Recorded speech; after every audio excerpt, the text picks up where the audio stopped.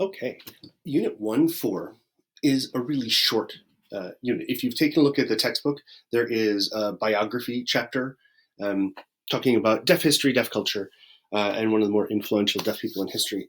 Um, so um, there's really not that much in this unit, so we'll move through it pretty quickly. Um, it's entitled Same or Different.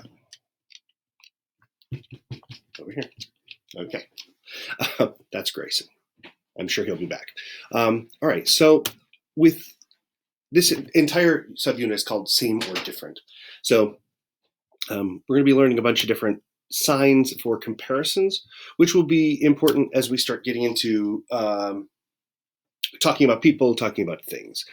So the first thing, we've already gone over a little bit of this. So general signs for categories, letters, numbers, and shapes. So we know the letters, right? A, E, I, O, or O, S, T, N, and M. Great. So those are what we call the fist letters. And there are two different ways of signing letter. There is letter, and it depends, left-handed, right-handed. It's sort of ambidextrous with this sign. The other way is this, letter. And I believe it comes from the English word letter, thinking postage. There are a lot of signs where the sign follows the iconicity of one meaning, even though there's something else. So letter, kind of like you're licking a stamp and putting it on an envelope, okay? So you can choose either one of those and you'll see both. It's good to know both of them just in case. That numbers, so 1, 2, 3, 4, 5, and 6, 7, 8, 9, and 10. Okay, so those are all numbers. And I'm doing this for like everything in this area, general sweeps, like y'all, right? So the grouping numbers. Sounding a little big for my camera at the moment. Okay. So here's three different people signing number. We have to eliminate some from that GIF because that's a little busy. So bring all your fingertips together, touch them, and then twist. So it's doing that number. I have no idea why it is. Maybe it's because it's the infinity sign. I don't know. Never heard of a derivation from that. Really, the history of ASL is steeped in a lot of mystery because no one wrote down much. Laurent Clerc and Thomas Hopkins Gallaudet, the people who, for all intents and purposes, created American Sign Language or adapted French Sign Language to be American Sign Language in the early 1800s, kept some documentation, but not a lot about specific signs. So anyway, so shapes. We'll get into drawing these shapes in a second, but in general, yes, woohoo! No, it's also a sign for like statue. So you're just drawing a shape.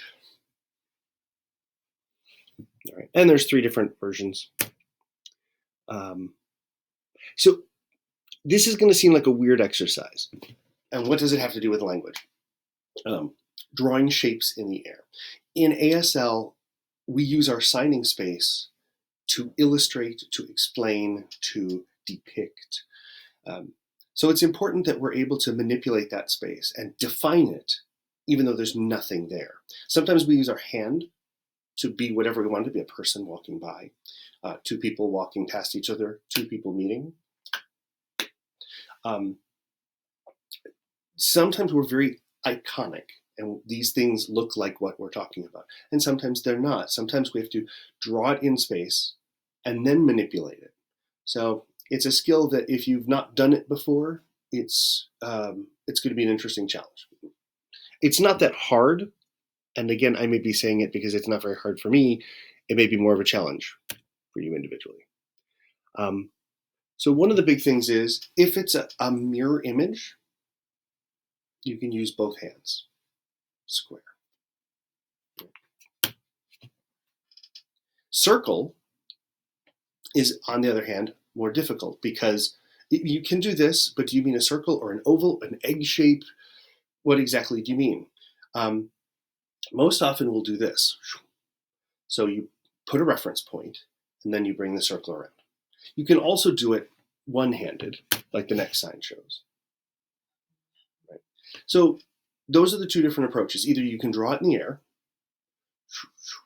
or you put a reference point and then show the shape. This is especially good for irregular shapes. If it goes dunk, dunk, if it's like square, square here, and then circular, you want that reference point. This becomes important for giving directions. If I say, okay, so here's where you are right now. You're going to need to go this way and turn left, turn right, and then turn right again, and you're going to go, So reference points become important, either horizontally or vertically. So this drawing shapes in the air is a good way of just sort of getting used to doing that. So triangle, boom, boom, boom, boom. Okay. Heart. Heart, if you're talking about in space, this would be the sign for heart. If you're talking about heart, I suppose it's not really what we would consider a shape, but if you're like, oh, it's a heart, or maybe it's a heart that's sort of tilted on its side on a tree. So there are two different ways. One is the sign for it, the other is drawing it in the air. Again, diamond because it's mirror image. And again, there's a sign diamond for like diamond ring, but that wouldn't be appropriate. So we'll worry about the shapes for right now.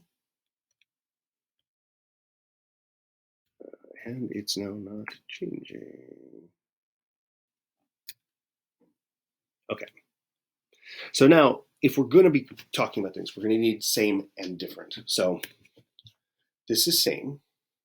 And it really comes from two index fingers. Like this and this. They're the same.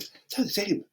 You and me, we're the same. We're the same, right? So it's, you can put it out for, oh, that's the same. Oh, I've had the same experience. Same. This is just generic. It's not being specific. But if you're talking about like you and me, we're the same. Or my cat and I, we're the same. We prefer to sleep. So that's similar or same. Different, like the gates of a parking garage going up. Different.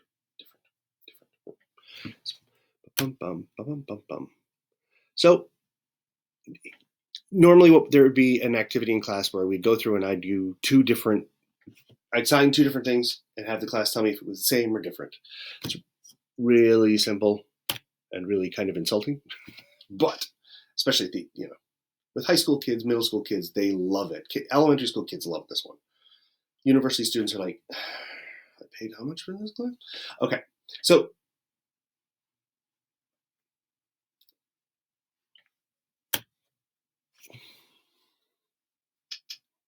now I'm using this also to demonstrate what we call contrastive structure, setting one thing up in one place, one thing up in another. Kind of like you've been doing with those solo dialogues where it's like you sign one thing, you sign the response, right? So I'm pivoting my body just a little bit so that I can compare two things.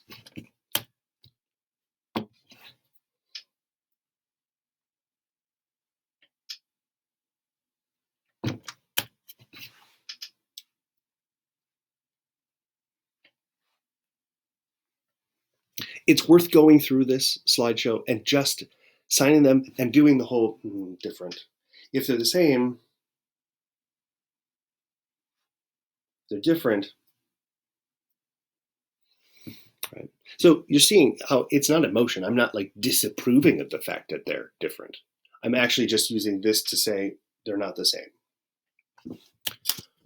There's so many little subtle things in ASL that you can pick up by osmosis, but I want to point them out, especially in the online forum, because that may help.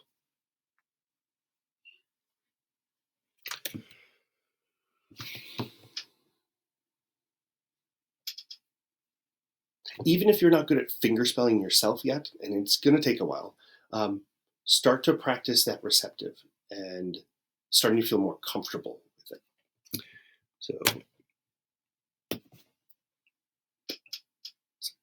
So you can also use both hands. Or so 9, 6, and 3 are going to be the ones that are tough to separate. If you see the thumb, it's 3. If you see just the pinky, it's 9. If you see just the index finger, just the middle ones, then it's 6. Okay. It's also W, F, and there's no letter for this one.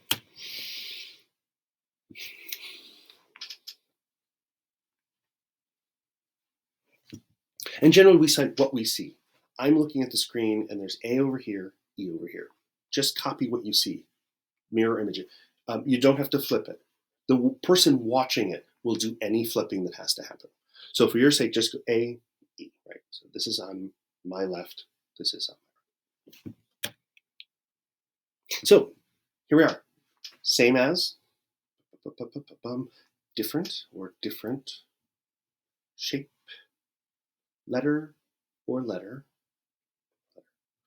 number, and here's a new sign, again. Again. Someone signs something, you don't understand it, again. We'll actually put it, this will be taught in the next lesson. I'm putting this in right here because if you're practicing shapes, if you want to see something again, this is a helpful sign. So you just take your hand, fingers together, bent at the knuckles, and put it into your palm. Again, repeat. Otra vez. Okay. So I put in some more GIFs. Should probably just go up and take these out of the ones rather than repeat, because you don't have to look at my ugly mug. Ah, there's Stephanie. She's a nice person. Oh, that's weird. Okay, that one's just squished. Hold on. Let me fix this one. There, she looks better, more healthy. Okay. And again, because there's a deaf history chapter, there is no video, there's no dialogues for this one. So, and I don't believe on your disc there's anything. I double checked, but so if you have the book, read it over. We will do deaf history stuff, and there was a bunch of it in that Through Deaf Eyes that takes care of all that. And there were no follow-up exercises, no homework because of that. Cool. So that's 1.4.